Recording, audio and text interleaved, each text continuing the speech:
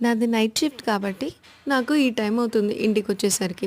సర్లే ఈ షిఫ్ట్ కదా కంపల్సరీ ఇంకేదో ఒకటి తినాలి అని అనిపిస్తూనే ఉంటుంది ప్రతిరోజు.